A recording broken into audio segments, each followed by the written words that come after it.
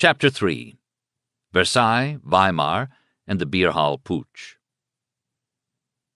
To most men in the victorious Allied lands of the West, the proclamation of the Republic in Berlin on November 9, 1918, had appeared to mark the dawn of a new day for the German people and their nation.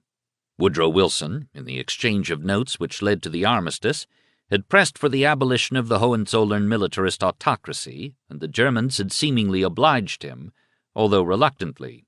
The Kaiser had been forced to abdicate and to flee. The monarchy was dissolved. All the dynasties in Germany were quickly done away with, and republican government was proclaimed.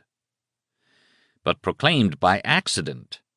On the afternoon of November 9th, the so-called majority Social Democrats under the leadership of Friedrich Ebert and Philipp Scheidemann met in the Reichstag in Berlin following the resignation of the Chancellor, Prince Max of Baden. They were sorely puzzled as to what to do. Prince Max had just announced the abdication of the Kaiser. Ebert, a saddler by trade, thought that one of Wilhelm's sons, anyone except the dissolute crown prince, might succeed him, for he favored a constitutional monarchy on the British pattern. Ebert, though he led the socialists, abhorred social revolution. "I hate it like sin," he had once declared. But revolution was in the air in Berlin. The capital was paralyzed by a general strike. Down the broad Unter den Linden, a few blocks from the Reichstag, the Spartacists, led by the left socialists Rosa Luxemburg and Karl Liebknecht, were preparing from their citadel in the Kaiser's palace to proclaim a Soviet republic. When word of this reached the socialists in the Reichstag, they were consternated. Something had to be done at once to forestall the Spartacists. Scheidemann thought of something. Without consulting his comrades, he dashed to the window overlooking the Königsplatz, where a great throng had gathered, stuck his head out, and on his own, as if the idea had just popped into his head, proclaimed the Republic. The saddle-maker Ebert was furious. He had hoped somehow to save the Hohenzollern monarchy. Thus was the German Republic born, as if by a fluke. If the socialists themselves were not staunch Republicans, it could hardly be expected that the conservatives would be. But the latter had abdicated their responsibility. They and the army leaders, Ludendorff and Hindenburg, had pushed political power into the hands of the reluctant Social Democrats. In doing so, they managed also to place on the shoulders of these democratic working-class leaders apparent responsibility for signing the surrender and ultimately the peace treaty, thus laying on them the blame for Germany's defeat and for whatever suffering a lost war and a dictated peace might bring upon the German people. This was a shabby trick, one which the merest child would be expected to see through, but in Germany it worked. It doomed the Republic from the start. Perhaps it need not have.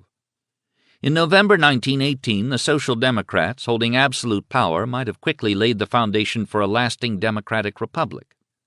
But to have done so, they would have had to suppress permanently, or at least curb permanently, the forces which had propped up the Hohenzollern Empire, and which would not loyally accept a democratic Germany, the feudal Junker landlords and other upper castes, the magnates who ruled over the great industrial cartels, the roving condottieri of the Free Corps, the ranking officials of the Imperial Civil Service, and, above all, the military caste and the members of the General Staff. They would have had to break up many of the great estates, which were wasteful and uneconomic, and the industrial monopolies and cartels, and clean out the bureaucracy, the judiciary, the police, the universities, and the army of all who would not loyally and honestly serve the new democratic regime. This the Social Democrats, who were mostly well-meaning trade unionists with the same habit of bowing to old established authority which was ingrained in Germans of other classes, could not bring themselves to do. Instead, they began by abdicating their authority to the force which had always been dominant in modern Germany, the army. For though it had been defeated on the battlefield, the army still had hopes of maintaining itself at home and of defeating the revolution. To achieve these ends, it moved swiftly and boldly. On the night of November 9th, 1918, a few hours after the Republic had been proclaimed, a telephone rang in the study of Ebert in the Reich Chancellery in Berlin. It was a very special telephone, for it was linked with Supreme Headquarters at Spa by a private and secret line. Ebert was alone. He picked up the telephone. "Gröner speaking," a voice said.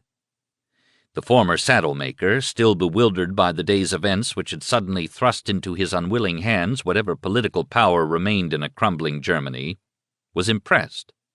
General Wilhelm Gruner was the successor of Ludendorff as first quartermaster general. Earlier on that very day at Spa, it was he who, when Field Marshal von Hindenburg faltered, had bluntly informed the Kaiser that he no longer commanded the loyalty of his troops and must go, a brave act for which the military caste never forgave him. Ebert and Gruner had developed a bond of mutual respect since 1916, when the general, then in charge of war production, had worked closely with the socialist leader. Early in November, a few days before, they had conferred in Berlin on how to save the monarchy and the fatherland. Now, at the fatherland's lowest moment, a secret telephone line brought them together.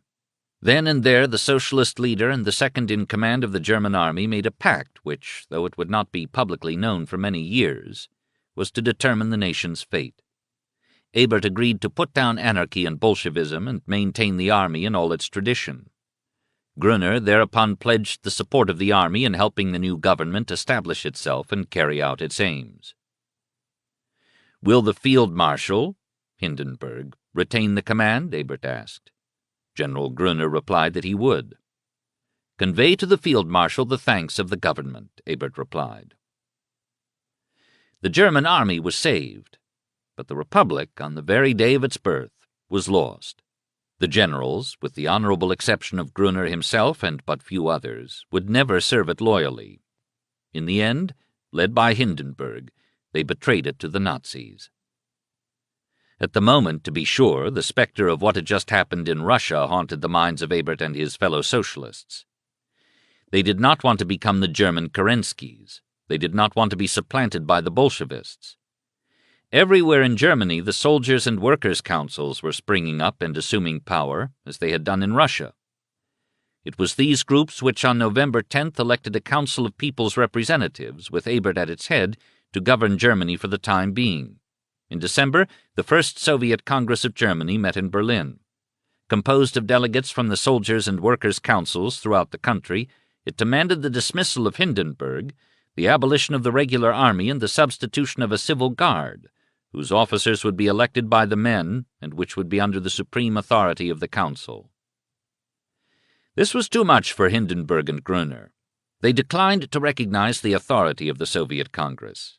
Ebert himself did nothing to carry out its demands, but the army, fighting for its life, demanded more positive action from the government it had agreed to support. 2 days before Christmas, the People's Marine Division, now under the control of the communist Spartacists, occupied the Wilhelmstrasse, broke into the Chancellery, and cut its telephone wires. The secret line to Army headquarters, however, continued to function, and over it Ebert appealed for help. The army promised liberation by the Potsdam garrison, but before it could arrive, the mutinous sailors retired to their quarters in the stables of the Imperial Palace, which the Spartacists still held. The Spartacists, with Karl Liebknecht and Rosa Luxemburg, the two most effective agitators in Germany, at their head, continued to push for a Soviet republic. Their armed power in Berlin was mounting.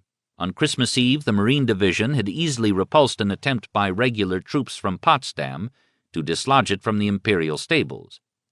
Hindenburg and Gruner pressed Ebert to honor the pact between them and suppress the Bolshevists. This the socialist leader was only too glad to do. 2 days after Christmas, he appointed Gustav Noske as Minister of National Defense, and from this appointment events proceeded with a logic which all who knew the new minister might have expected. Noske was a master butcher by trade who had worked his way up in the trade union movement and the Social Democratic Party, becoming a member of the Reichstag in 1906, where he became recognized as the party's expert on military affairs. He also became recognized as a strong nationalist and as a strong man. Prince Max of Baden had picked him to put down the naval mutiny at Kiel in the first days of November, and he had put it down. A stocky, square-jawed man of great physical strength and energy, though of abbreviated intelligence, typical, his enemies said, of his trade, Noske announced on his appointment as defense minister that someone must be the bloodhound. Early in January 1919 he struck.